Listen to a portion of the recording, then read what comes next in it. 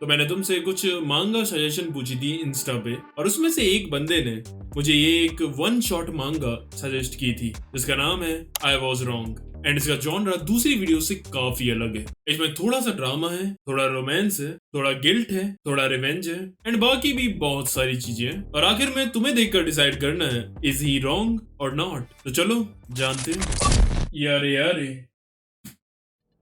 तुम्हारी मंगा स्टार्ट होती है एक बंदे से जिसका नाम है फुरुया, और हमें बताया जाता है कि उसकी गर्लफ्रेंड मर चुकी थी। वो काफी ऐसे डिप्रेशन में बैठा हुआ था और काफी पछता रहा था उस मोमेंट पर कि यार मुझे लगता था कि मैं उसे रोज देखूंगा, इसलिए मैंने उसे एज अ ग्रांटेड लिया। मुझे विश्वास नहीं हो रहा कि अब वो इस दुनिया में नहीं है, और इस ट्रॉमा के कारण मैं 4 दिन से स्कूल भी नहीं गया। मेरे फोन पर मेरे दोस्त मैसेज कर करके परेशान हो रहे हैं मेरे लिए। एंड देन ट्विस्ट आता है कि जो इसने ये बात बोली, ये पछताने वाली, ये सब ऐसा लोग समझ रहे हैं उसके बारे में। असलियत में फुरुया ये सब ढोंग कर रहा है ताकि बाहर की दुनिया ऐसा सोचे कि वो डिप्रेशन में है। फिर वो बताता है कि सच तो ये है कि उसने ही अपनी गर्लफ्रेंड को खुद मारा, और नाउ वो आराम से बेड पर लेटता है और कहता है फू, अब आखिरकार मुझे चैन की सांस मिलेगी। साली जीने नहीं देती थी मुझे, अब मैं फिर से अपनी नॉर्मल लाइफ जी पाऊंगा। जब सोना है तब सोऊंगा, जब बाहर जाना है तब जाऊंगा, बिना किसी रोक टोक के। अब फुरुया फ्लैशबैक में जाता है जहाँ वो क्लास में बैठा होता है, और तभी उसकी इरेजर नीचे गिरती है और वहाँ एक लड़की उसे उठाकर वो देती है, और लड़की का नाम था सारा, जो कि स्कूल की सबसे क्यूट लड़की थी। और पूरा का पूरा स्कूल उस पर लाइन मारता था, लेकिन फुरुया ने सपने में भी नहीं सोचा था कि एक दिन सारा खुद आकर उसे कन्फेस करेगी। एंड इस वक्त फुरिया के तो पेट में तितलियां उड़ने लग जाती है, एंड ऑफ कोर्स वो हाँ कर देता है। बट देन उसे रियलाइज होता है कि ये उसकी लाइफ की सबसे बड़ी मिस्टेक थी। वो बिल्कुल ही उससे चिपकी रहती थी और उसे बिल्कुल भी उसका पर्सनल स्पेस नहीं देती थी, यहाँ तक कि वो सेकंड्स में उसे मैसेज करती थी, और जब तक करती थी मैसेज जब तक तुम उसे रिप्लाई ना दे दो। और एक तरह से देखा जाए तो वो काफी उससे ऑब्सेस थी। देखो, कन्फेशन मुझे भी मिला है, ऑब्सेशन नहीं है अभी तक मेरे को एक्सपीरियंस हुआ है, ना ही ऐसी कोई बंदी मिली जो एकदम पागल हो रही हो भाई। अगर तुम में से किसी के साथ ऐसा हुआ है रियल लाइफ में तो शेयर करना। अब एक दिन हमें दिखाया जाता है कि फुरैया सारा से जाकर मिलता है और उससे कहता है कि भाई मेरा हो गया, जब से तू आई है मेरी जिंदगी में मेरे मेंटल हेल्थ के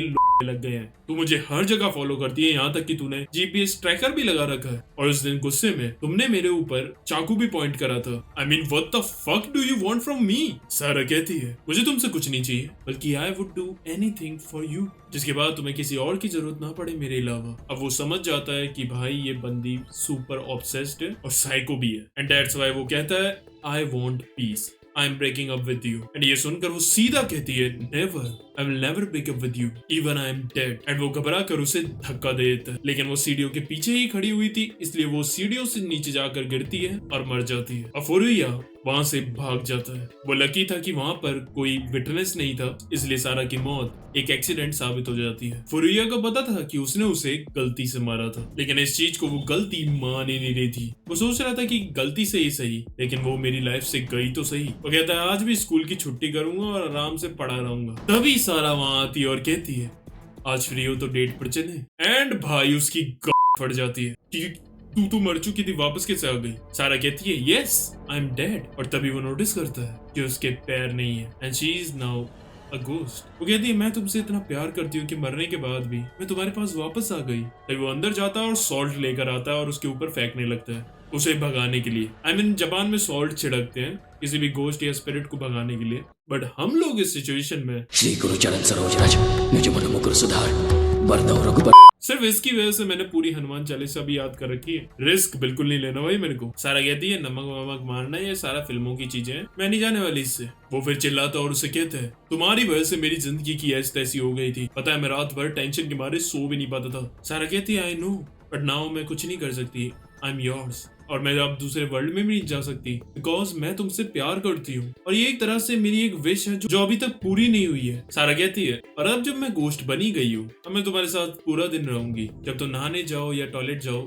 तब भी। अब फुरिया को अपने ऊपर ही गुस्सा आ रहा था क्योंकि उसने उसे मारकर इसे अपने और ज्यादा करीब कर लिया था। सारा कहती है फिक्र मत करो, मैं दूसरों भूतों की तरह तुम्हें डराऊंगी नहीं, तुम जो करना चाहो तुम कर सकते हो। अब वो उसके पास आती है और कहती है यार मेरे पास एक रिक्वेस्ट है, तुमने मुझे जान से मारा है, कम से कम तुम मेरी एक रिक्वेस्ट तो पूरी कर ही सकते हो। और तभी वो उसे पीछे धक्का देने की कोशिश करता है, लेकिन उसके हाथ उसके आर पार चले जाते हैं और अब उसे विश्वास हो गया था कि हाँ भाई ये एक गोष्ट ही है। सारा कहती है तू बैठ, अब तुम मुझे छू भी नहीं सकते। अब देखो, अगर तुम्हें मुझसे पीछा छुड़ाना है तो तुम्हें मेरी बात सुननी होगी, वरना मैं हमेशा के लिए तुम्हारे साथ ही रहूंगी। अब उस पर कोई और रास्ता नहीं था, इसलिए वो उसकी बात सुनता है। अब उसके रिक्वेस्ट के तहत वो उसके साथ डेट पर जाता है। और हाँ, फुरिया के अलावा कोई और इंसान सारा को देख नहीं सकता था। अब सारा उसे ले जाती है अपने फेवरेट कैफे, जहाँ वो हमेशा जाया करती थी, और अपना फेवरेट केक उसे ऑफर करती है। देन वो उसे रिक्वेस्ट करती है कि उसे भी एक बाइट खिलाने को। ऑल्दो उसे पता था कि वो खा नहीं सकती है, उसके बाद भी वो कहती है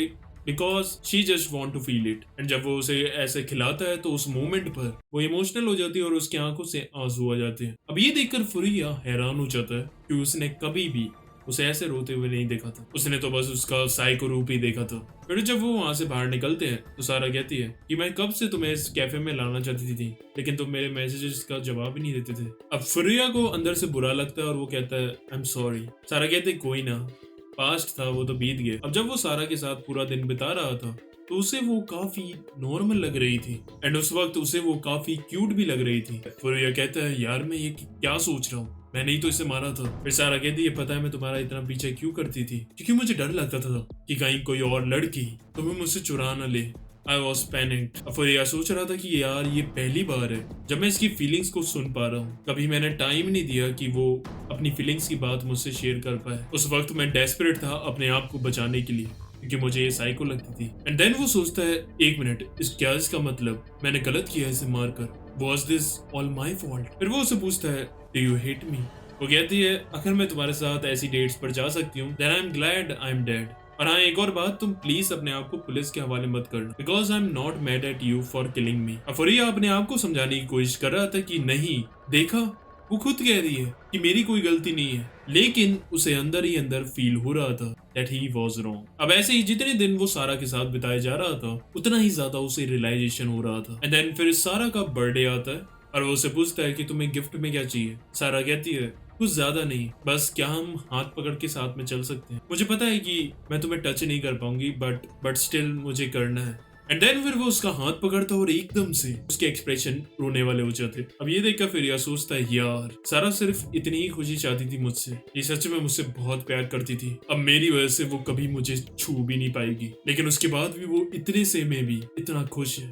एंड तभी फुरिया रोने लगता है एंड सारा हैरान हो जाती है और उसे कहती है फुरिया तुम क्यों रो रहे हो, लेकिन वो कोई जवाब नहीं देता।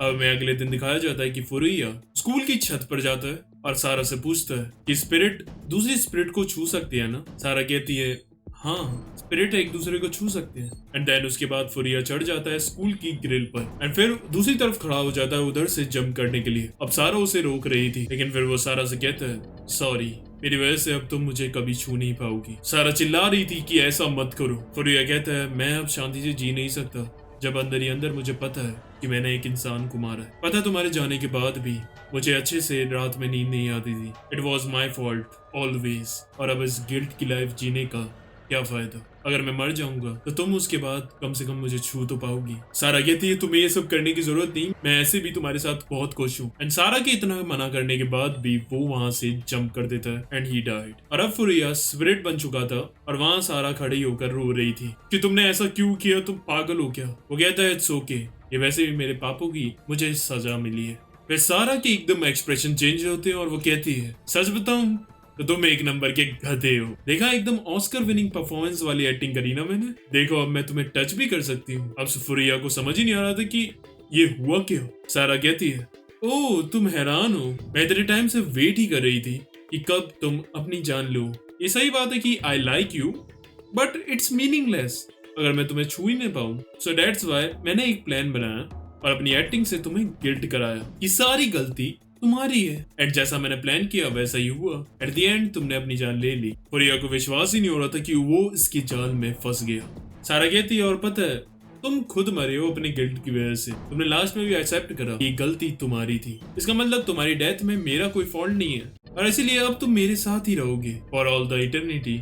और यहाँ फुरिया ने अपने ही पैरों पर कुल्हाड़ी मार ली। अब वो बेचारा हमेशा के लिए सफर करेगा SUFFER वाला। अब बस यही ये चैप्टर खत्म होता है। I know it's not a happy ending story but क्या है ना, टोनी स्टार्क ने कहा था सबको हैप्पी एंडिंग ही पसंद है ना, पर ऐसा हमेशा तो नहीं होता। तो तुम्हें ये मांगा देखने के बाद क्या लगता है? ही वॉज रॉन्ग और नॉट? 5 सेकंड है तुम्हारे पास, कमेंट कर दो, मैं तब तक वेट कर रहा हूँ।